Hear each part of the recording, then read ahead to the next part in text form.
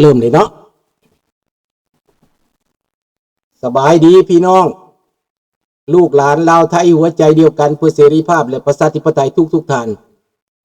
ยินดีต้อนรับทุกท่านเข้าสู่รายการเสียงภาษาลาว Voice of the Lao People Welcome to everyone Bienvenue à toutes et à tous สวัสดีครับสบายดีพี่น้องขอเข้าเพลงศาสตร์เลยเนาะศาสตร์ลาวตั้งแต่เดิมมาขึ้นชื่อลือซาอยู่ในอาเซียนศาสตร์ลาวผูกพันไมตรีความสามัคคีฮักหอมกันหักศาสตร์หักปฏิเทาหักเจ้าพวกกิจกิสาภูมิหักภูมิศาสนาแต่บูหันมาหักษาดินแดนบ่ให้สัตว์ใดมาล้วนหาวีลบควรหยัดแย่งจริงเอาให้ขึ้นเขามาลู่วุ่นวายสู่จนตัวตายต้านทานศัตรูสวยเสื้อชูเลือดเนื้อเสื้อเผาพื้นผู้กูเอาบันเทาถูกกันขอบใจเด้อพี่น้องลูกหลานทุกคนเนาะสบายดีน้อยไฟเย็นเนาะสบายดีประยุนสบายดีไนส์สบายดีทุกท่านเจบีเนาะสบายดีคนจังนะต้นจังนะบอกดันจังนะสบายดีวิดีโอสบายดีมาเนาะสบายดีทุกท่านทุกหลานทุกคนขอคนละแชร์เด้อมื้อนี้เด้อแชร์ไปให้เข้ามากันเยอะๆเข้ามากันหลายๆเราจะได้มีเนื้อหาสาระมาโอ้มาลมมาคุยกันตลอดพี่น้องก็ขอบใจทั้ง FC ทุกท่านที่เข้ามาเพิ่มขึ้นในระยะนี้ปรากฏว่า FC เพิ่มขึ้นในเดือนนี้เพิ่มขึ้นหลายและก็เพิ่มขึ้นในการที่เข้ามาติดตามอีกเนาะเข้ามาเบิ่งหลายเที่ยวเป็นหลายแสนเนาะตกเป็น300,000กว่าเดือนนี้ภายใน28วันก็ถือว่าหลายคนเข้ามาให้การรับชมรับฟังขอบอกขอบใจน้ำ FC ทุกท่านเนาะทางลาวทางไทยทางอยู่ต่างประเทศขอบอกขอบใจหลายๆแชร์ไปเรื่อยๆให้หมู่เบิ่งเนาะขอผู้ละแชร์ไปเรื่อยๆเนาะเพราะว่าจะได้มาเบิ่งจะได้มาฟังข้อแตกต่างจากที่รัฐบาลลาวแดงมันโฆษณาส่วนเสือเนาะมื้อนี้ก็ใครขึ้นน้อยนึงบ่ไอทีปานใดเนาะมันปกติไอนี่มัน 6-7 วันมันจังเซาก็ขอโทษขออภัยนำหลายๆที่บ่สะดวกเนาะมื้อนี้ประเด็นของเฮาก็มีว่านายปูตินถูกกดดันจากยุโรปถูกกดดันจากประเทศเยอรมันประเทศอังกฤษประเทศฝรั่งเศสประเทศโปแลนด์จากนายกของแต่ละประเทศนายกของประเทศเยอรมันหมายความว่าเติร์กเมิร์กส์เนาะแล้วก็นายกของโปแลนด์ก็เติร์กเนาะตูสโมเมนต์เติร์กเนาะชื่อนะดาเนียลตูสเนาะและก็มาครงของฝรั่งเศสเนาะประธานาธิบดีของฝรั่งเศสพร้อมเดียวกันนั่นก็เป็นอังกฤษเนาะและก็เซเลนสกี้จากประเทศยูเครนเซบังไฟเบิ่งอยู่เด้อขอบใจทองวันบ้านเดียวกันเนาะเซบังไฟเฮานี่นะน้ำเซบังไฟป่าเซบังไฟอาบล่างใหญ่เกิดกินอยู่ในเซบังไฟยินดีเด้อจากเซบังไฟเฮาคนบ้านเดียวกันเนาะดังนั้นพี่น้องอยู่นายโปตินคลาดอกว่าถ้าเซเลนสกี้ว่าเจอกันที่ประเทศตุรกีว้าวต่างประเทศก่อนมื้อนี้พอมันน่าสนใจว้าวต่างประเทศก่อนจะสิมาว้าวเรื่องลาวเนาะสรุปท้ายด้วยลาวถ้าทายว่าเจอกันย้อนความกดดันสบายดีสมคิดย้อนความกดดันจากประเทศใหญ่ๆประเทศที่แข็งแรงด้านอาวุธให้ขึ้นบนเยอรมันสมัยสงครามโลกครั้งที่2เยอรมันบ่ได้มีอาวุธครบประกันแบบนี้บ่ได้มีเศรษฐกิจแข็งแรงแบบนี้ และบ่ได้ก้าวหน้าทันสมัยแบบนี้บ้านพักเพื่อเด้อบ้านลุงเด้อบ้านพักเพื่อสะกองนาวางนั่นแหละแถวนั้นแหละบาดนี้พี่น้องในเมื่อว่าโลกมันเป็นแบบนี้นายปูตินถูกกดดันจากประเทศเยอรมันจากอังกฤษกับเยอรมันก็แข็งแห้งแล้วเพิ่มฝรั่งซะอีกก็แข็งแห้งแล้วเพิ่มโปแลนด์ซะอีกก็แข็งแห้งตึงขึ้นอีกแล้วผู้ที่แข็งแห้งที่สุดก็แม่นเซเลนสกี้ประเทศยูเครนที่บ่ย่านบอกกลัวรัสเซียมึงจะขนเช็ดเจนมากก็ตามมึงสิขนเกาหลีเหนือมากก็อย่ากูบ่ถอยมึงกูบ่ย่านมึงกูบ่กลัวมึงในตอนนี้บักกาดีรอบเสี่ยงซ่อเข้าจะถูกทำลายจะถูกเก็บพี่น้องกาดีรอบกลัวจะถูกเก็บเตรียมจะไปลี้ไฟอยู่กาตาร์ลูกน้องมันนะหมายก็จะเหตุสงครามกับบักกาดีรอบอาจจะเกิดสงครามเช็ดเช่นกับรัสเซียอีกต่อไปหลังจากสงครามนี้จบลงไปนี่มันบ่จบเท่านี้ได้เพราะว่าคนเช็ดเช่นนั้นตายไปลงหลายภัยมากในสงครามครั้งนี้ประชาชน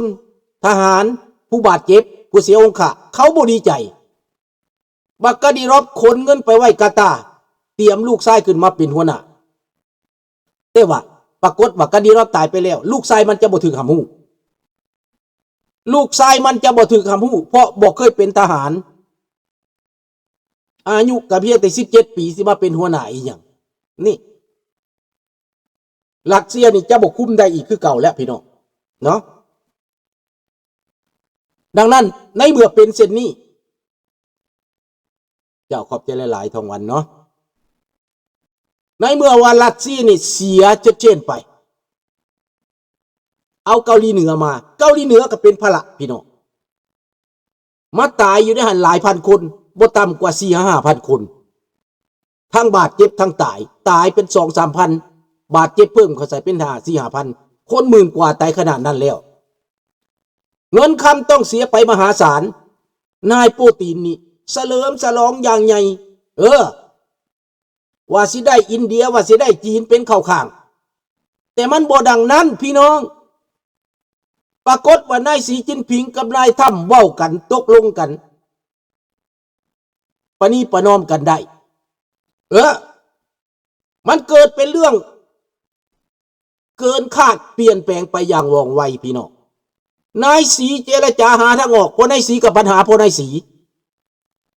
พวกที่นิยมจีนก็ว่าจีนชนะจังซั่นจังซี่แต่ที่จริงแล้วอเมริกาบ่ได้เดือดร้อนซ้ำจีนคนหักเว้าเอาซื่อๆอเมริกาบ่ทันมีหยังเครื่องนะพี่น้อง 4-5 เดือนอเมริกายังบ่ได้เครื่องปานนั้นไหนเพียงตั้งแต่คนเดือดร้อนเว้าเอาซื่อๆเฮาต้องรู้จักว่าในประเทศจีนเงินว่างงานการงานตกโรงงานปิดจีนมันเดือดร้อนสิตายพอเป็นประเทศกำลังพัฒนามันโมเมนต์เป็นประเทศที่พัฒนามาแล้วคืออเมริกาเขาว่างงานเขามีเงินกินได้1 ปีเขานอนอยู่บ้านเสยได้เขามีเงินกินได้แต่คนจีนนี่ว่างงานมันบ่มีเงินกินมันบ่มีบ้านอยู่คนหลายร้อยล้านบ่มีงานทำบริษัทแตกหนีจากจีนนี่ความเดือดร้อนของจีนดังนั้นมันก็เฝ้าไปเจรจากับอเมริกาพี่น้องอเมริกาเขายังอยู่กินสบายอยู่แม่นบ่น้องจันทวีเฮาก็ต้องรู้จักเด้ข้าพเจ้าก็ถ่ายทำให้พวกท่านเห็นแล้วได้อเมริกาเขาสิมีหยังเดือดร้อนก็เบิ่งดีกว่าเขานอนอยู่บ้านเขาบ่ได้ออกมาเพ่นพ่านหยังพวกพิลึกพิลั่มเด้ยามมันร้อนเขานอนตากแอร์คนอเมริกาเขาไปเที่ยวเขาไปลิ้น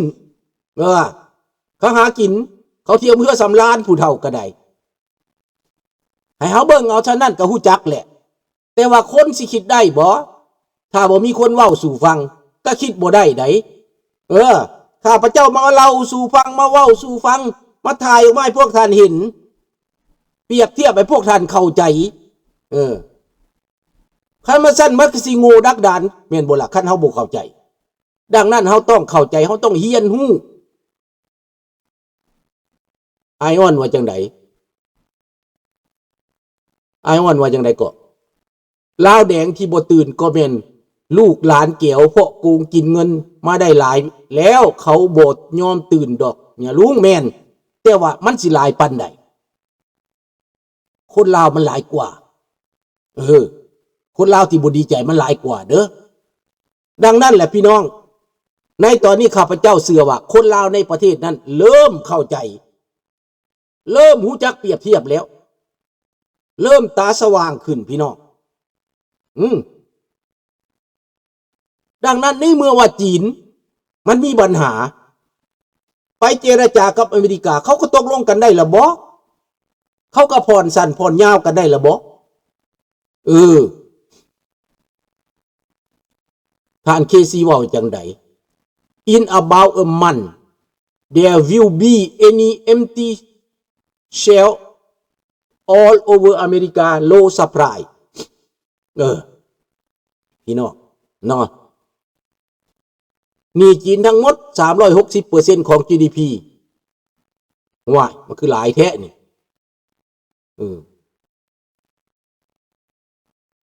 พวกเขาสอนมาแบบนี้ก็สอนก็ต้องได้ตื่นกันแล้วต้องได้ปลุกกันแล้วต้องได้ค้นลุกกันแล้วเนาะพี่น้องสิให้เขาตัวเฮายังกระดักกระดีเฮาก็บ่แม่นควายเนาะเฮาก็เป็นคน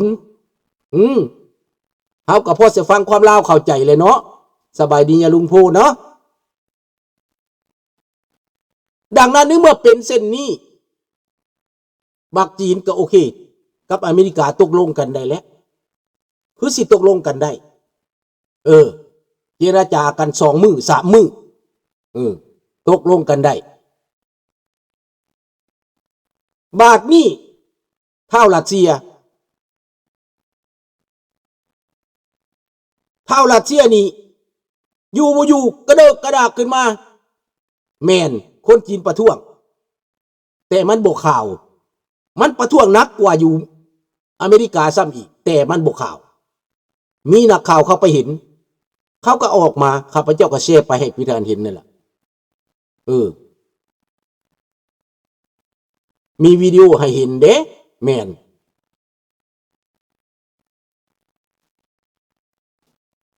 ดังนั้นพี่น้องในเมื่อว่านายโปตินหลังจากได้รับความกดดันจากยุโรปได้รับความกดดันจากอเมริกาได้รับความกดดันจากนักรบเก่าของรัสเซียที่ออกจากทหารไปหรือบาดเจ็บสภาพการบ่ปกติบ่ได้รับบ่ได้นอนในโปตินจักสิเอาเรื่องชนะจักสิเอาพวกแอฟริกาใต้จักสิเอาจีนให้มาอยู่ใต้ความเสื่อถือของตัวเองสบายดีทับทิมสบายดีจุกเจ้าขอบใจหลายๆเด้อจุกเด้อในที่สุดพี่น้องนายโปตินประกาศปุ้มขึ้นมาสบายดีอนันต์ระบอบเก่าบ่กลับมาดอกก็ระบอบประชาธิปไตยนั่นแหละสิมาเนาะระบอบประชาธิปไตยคนกับคนใหม่ความคิดใหม่แนวคิดใหม่จิตใจใหม่สบายดีท่านประดิษฐ์ดังนั้นพี่น้องนายโปตินประกาศปึ้มขึ้นมาว่าเจอกันที่ตุรกีว่าซั่นเซเลนสกี้ก็ตอบรับทันทีโอเคโตหน้าต่อหน้าเจอกันที่ตุรกีโดนัลด์ทรัมป์แจ้มเข้ามาอีกว่าว้ายคันสั้นข่อยก็สนใจไปได้ว่าสั้นเพราะก็สนใจไปได้สิไปพบกันนี่